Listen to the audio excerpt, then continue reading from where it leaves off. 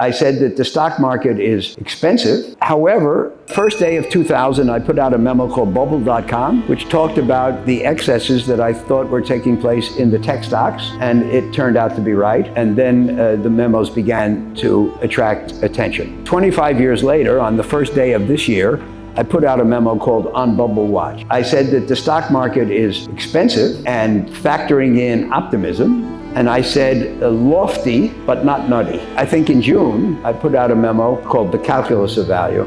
Now I said, we've gone from elevated to worrisome. And I think there's so much optimism in prices.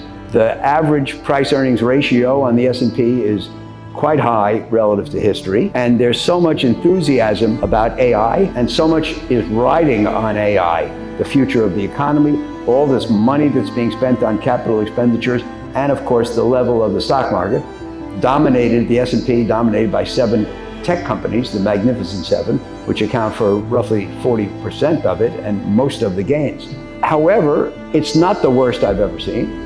I'm not convinced that it can't go up further, and I don't use the word bubble at this point. A bubble is a mania. It's a temporary insanity, and I don't detect that quite yet, but I think you have to worry.